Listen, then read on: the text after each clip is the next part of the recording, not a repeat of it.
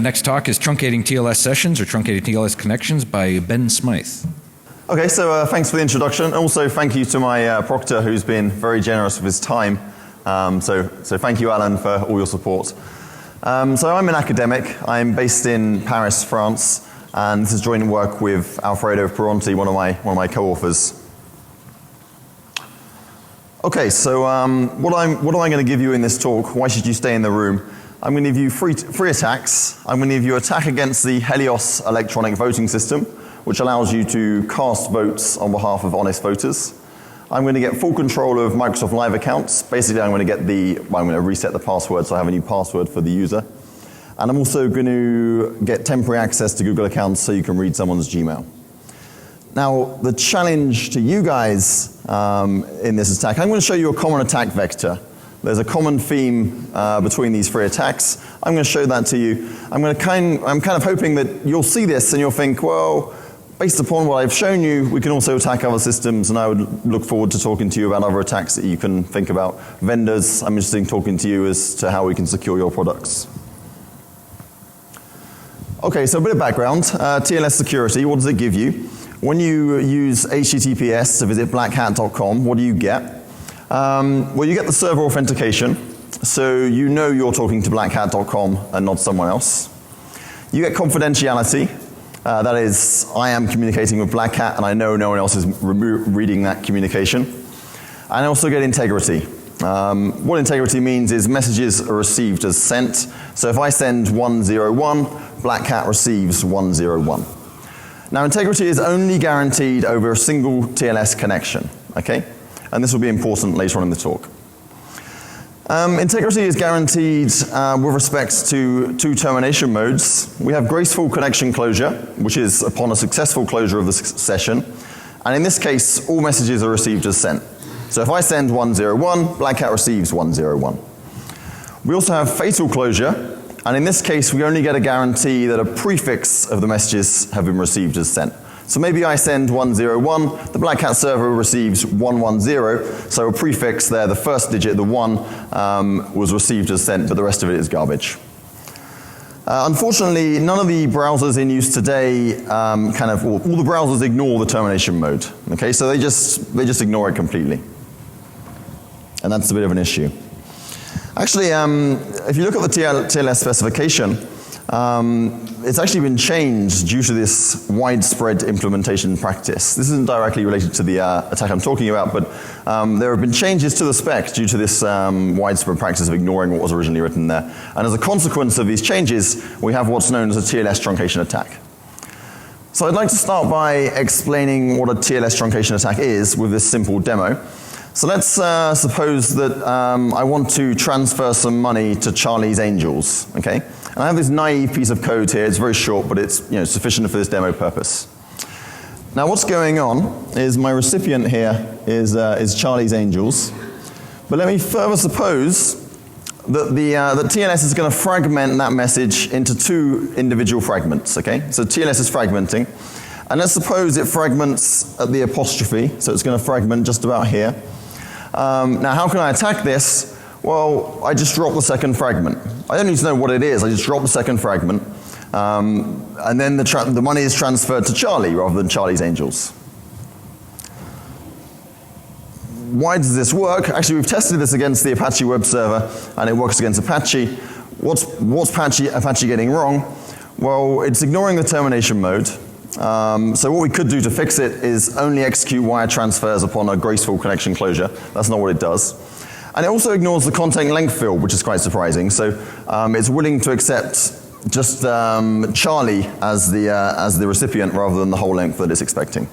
The fixes are straightforward. You just need to patch those two things. So I think that's the best way to illustrate what TLS truncation attacks are. But in this talk, I'm actually going to be focusing on an even simpler version. I'm not going to be relying on fragmentation. I'm just going to be truncating the entire thing. So I'll just drop that transfer completely, and I'll show you how we can launch attacks using that idea. Okay, so I've told you what TLS gives us. So what challenges do we have in web development? TLS is not a golden bullet. There is no golden bullet. So what do we have to do? Well, the browser's maintaining multiple connections. This is kind of what we want, because we want some sort of performance. So we want to download images in parallel, yeah? And that's kind of what we expect our browsers to do. But TLS only gives us guarantees across a single connection. So if your web application is loading things in parallel, and you're only getting guarantees on individual connections, then if you require any kind of ordering, then you need to do that at the web application level. TLS is not going to give you that, okay? And of course, we also have the adversary, or the attacker. I'm assuming the attacker has full control of the network. Perhaps it's the router, perhaps there's a bit of hardware between the network card and the wire, and therefore the attacker is in the position to read all traffic, delete messages, and inject messages. Now TLS will protect certain things here. For example, if I read a TLS packet, it's encrypted. I only see the ciphertext. I can't get the plain text back unless I have the key. If I delete messages, then I break the TLS sequence numbers. But nonetheless, this is what the adversary has the capabilities to do. Okay, so attack number one is against the Helios electronic voting system. So electronic voting is one of my research areas that I'm particularly interested in. And I should probably distinguish between the current situation, which is on the right-hand side of that slide, and the sort of ideal situation on the left-hand side, or the other way around for you guys who are looking this way. So the current situation is, at least in North America and also parts of Europe, you walk into a poll station and you interact with a DRE, a voting machine. And you tell the voting machine how you'd like to vote, and you kind of hope it did the right thing. But you really have no idea what it did. It could have made you a pizza, it might not have been plugged in, it might have cast a vote for your candidate, that's the kind of ideal situation, or it may have cast a vote for someone else's candidate. So I don't know if you can read the slides there, the pictures I have. On the top picture, the exit poll guy is asking, and who do you hope you voted for? The voter has no idea. Interactive with DRE doesn't know what it did. On the bottom there's a lady with a sticker who says, I think I voted. She doesn't know that her vote was actually recorded. The systems I'm working on, and Helios is one such system, is a cryptographically verifiable system. And the idea is that I interact with a DRE, I have no idea what the DRE does, I don't need to trust it. What I do is I just use it anyway, I hope for the best, and then later on I check that it did what it was supposed to. Okay, so I can verify that my vote really was counted afterwards. Okay, so that's what these electronic voting systems that I look at are trying to deliver. And I was looking at this particular electronic voting system where I discovered kind of a weird behavior which led to the rest of the results I'm going to show you. Okay, so when I cast, so it's a web-based system. You can think about going to poll station, your DRE is basically a web interface, you have a browser. And when you cast a vote in this system, or when you finish casting, you get this screen down the bottom here.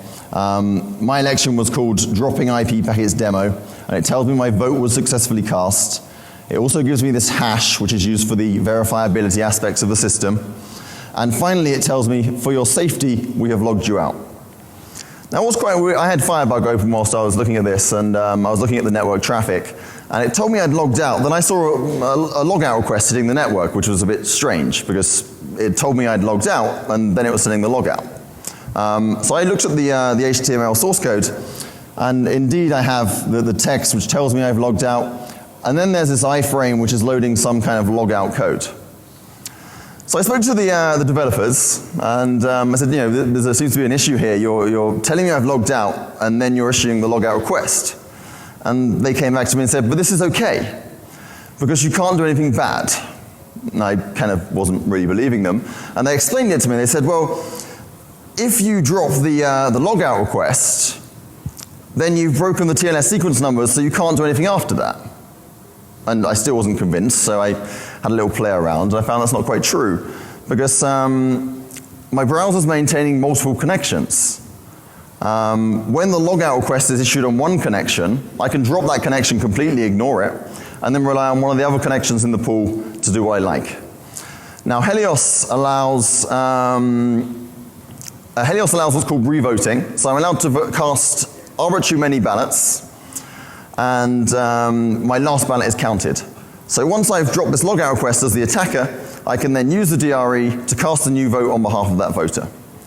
Now what's really cool about Helios is, or what's kind of cool, because the attack shouldn't be there, but what is quite cool is that Helios is verifiable, so I can actually verify this attack happened as a voter. So I knew I had been hacked, but there's not much I can do about it after the fact. The fix is quite straightforward. You need to make actions 1 and 2 atomic, or you can just execute action 2 before action 1, right? So you do the logout before you tell the user they've logged out. Okay, so so that was the first attack. We'd broken voting systems, and then we started to think, well, where else can we apply this? Where else can we attack? So implicitly in the last example, we had a DRE. Now, that's kind of obvious that it's shared between many voters, okay? So I didn't bother to mention that. In this example, I'm going to implicitly mention there is a shared computer. I'm going to assume it's in a public library. I'm kind of hoping that it's trusted. So when I interact with it, it should give me some security if I'm lucky. And the adversary in this case is only going to access that computer after the honest user has finished. So let me give a video demo of this attack working.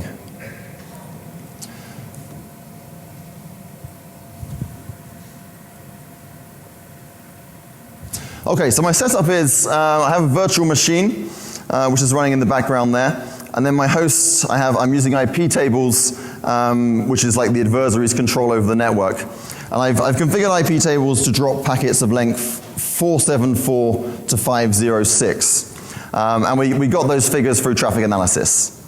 Okay, so if I now go from the host to the virtual machine, I'm now assuming that the honest user is using this shared computer, and they're going to visit hotmail.com. So the honest user comes along to the machine, authenticates. This is just a dummy account that I set up for the purposes of demonstration. And I'm signing into Hotmail, but I've been redirected to account.live.com. This is because some information is missing from that account, so when it logs in, you get redirected.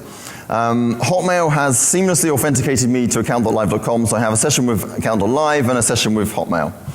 And this is kind of a required part of the attack. You can actually trick the web browser into visiting account.live.com, even if all the information is there, but I'm not going to go into that. I think the details of that are in the technical report.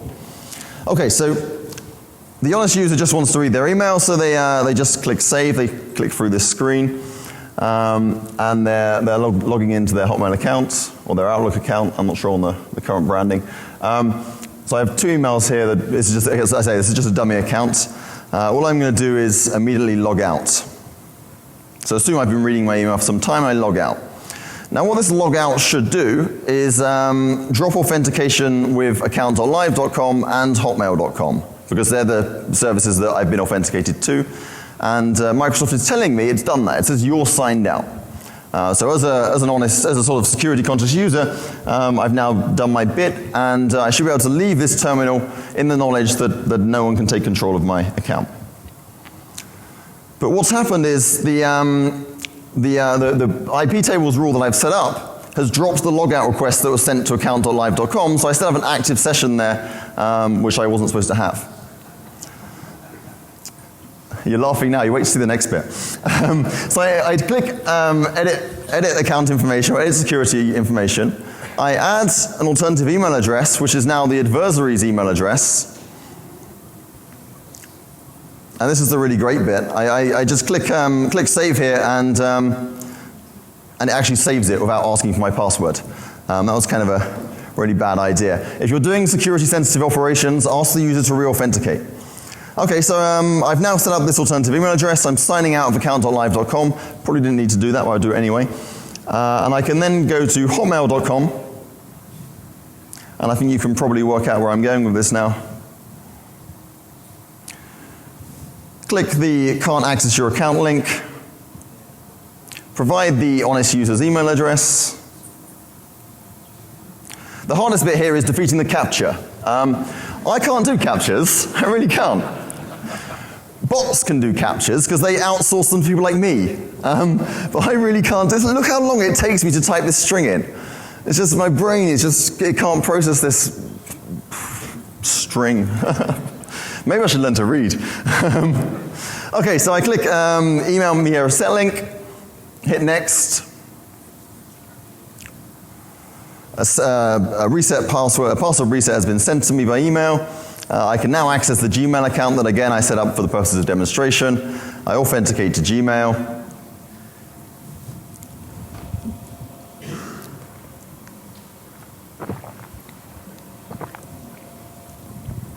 We get to see a lovely picture of my boss in the top right-hand corner, very briefly. And of course, I received an email from Hotmail, which includes the reset link, which I'm then going to follow.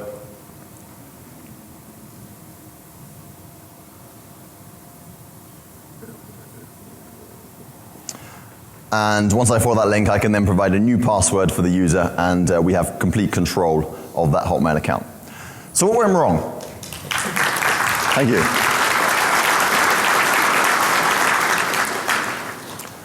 So what went wrong?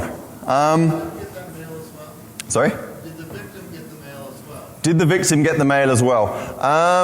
I don't believe, well, it's to their Hotmail account, so if there's an email in the, you will see in a minute. Once it logs in, you'll see if the user did get their mail as well. I think if there are multiple alternative emails set up, then the email will be sent to all of those multiple emails, multiple email addresses. In this instance, there was just one alternate email set up, so it would only be the attacker that got that message. Actually, the attacker could also delete any alternate emails whilst they're in there, so the user wouldn't know until they tried to get in next. Okay, some redirects going on there. Eventually I get into hotmail.com. Okay, so then I'm in. There's no indication in the account itself. Okay, back to the slides. So what went wrong? I was told I'd signed out before the server had even received the sign out request. And I sort of then abused that by truncating the sign out request that's sent, and I can access the account on another connection. How do you fix this? Well, you can centralize your authentication system. Microsoft won't be doing that, it's going to take too much effort. Or you can chain sign out requests together. And we'll see how to do that on the next slide. How am I doing for time? Fine. Okay. 12 minutes. Oh, we've got loads of time. Okay, so on to Google. Similar situation, we're assuming that there's a shared computer, and we're going to manipulate the procedure in a similar manner. So when you log out of Google, you visit the first URL here, accounts.google.com, and we get a redirect back. And this redirect, you kind of go to accounts.com, you get redirected to something else, and then you log out of Gmail, and then you go back, and then you log out of YouTube, and eventually at the end of this chain, you're told you've logged out successfully. Now if you do this in the correct manner, it works, but the manner they've achieved here doesn't quite get it right. For those of you that have good vision, you may notice that there's a HTTP here, rather than HTTPS. So it's already broken completely already, because you can just drop that request and send back whatever you like to the user. But even if you fix that bit, the attack still works. So let's look at how you attack the existing system as it stands. Okay, so this is kind of the code that you get back on the redirect. So you go to accounts.com, Google Accounts, whatever it is. You get this redirect back, you follow it, you get this HTML code.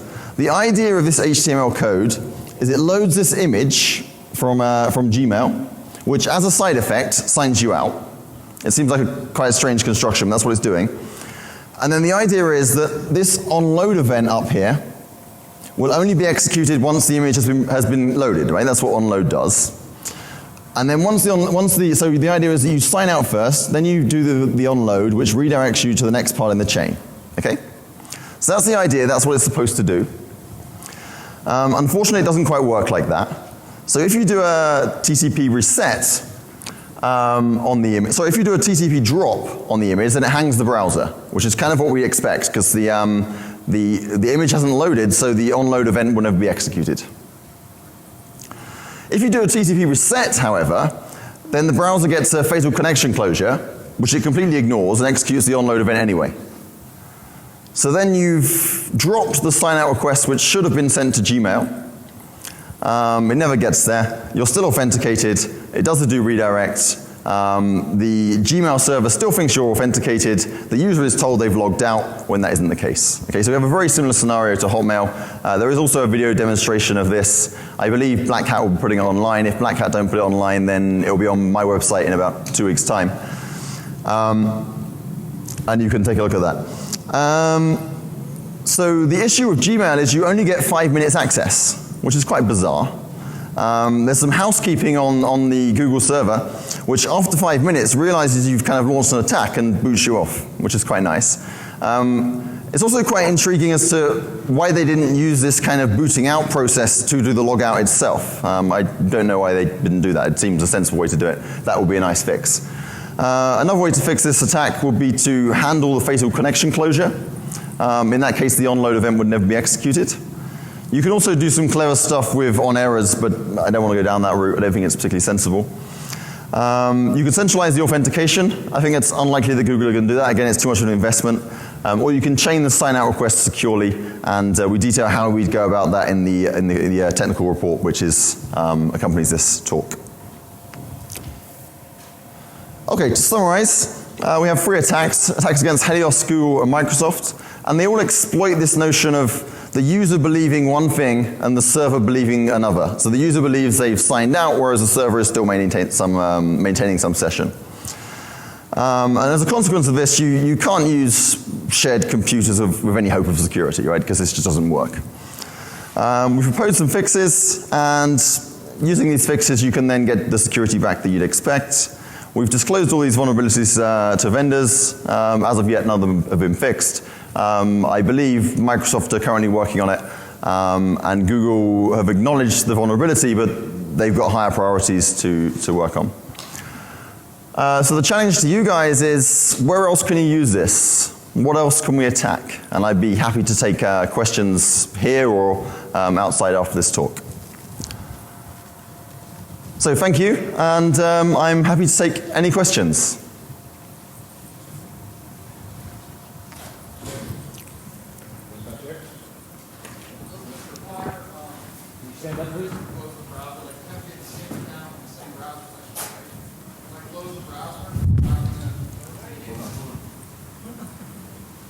So you close the browser, does it? If you close the browser.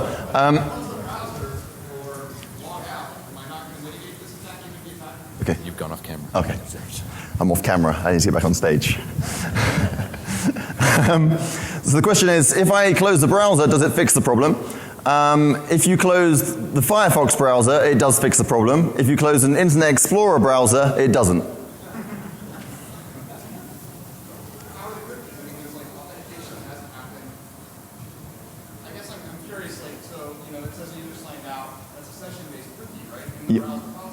Yeah. So when you start a new process, how is that cookie replaced?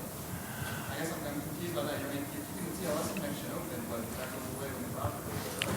I'm not sure what Internet Explorer are doing, but I know on Internet Explorer closing the browser doesn't help. That may have been fixed now. We did the demo with Internet Explorer in December last year, but certainly then it wasn't working. They may have fixed that, I'm not sure. But certainly at the time, it's broken as well.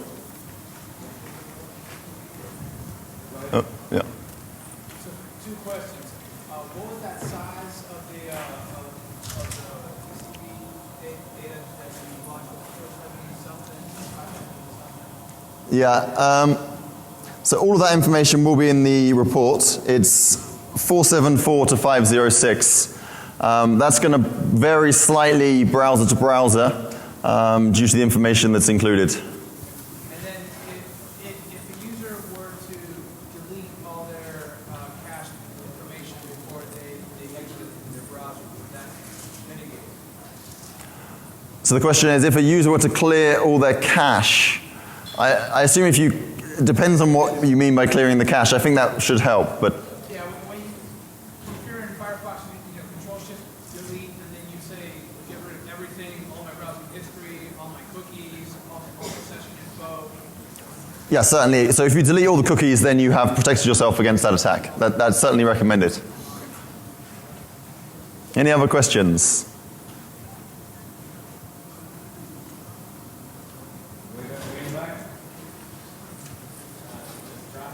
Could you stand up, please?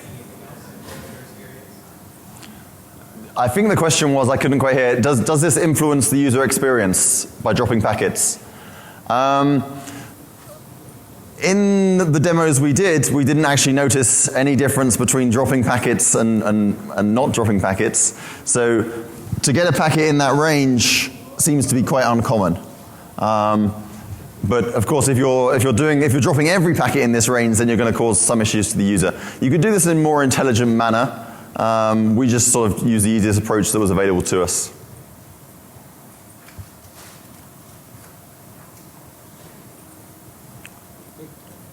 Thank you, and I'm happy to take questions outside or outside.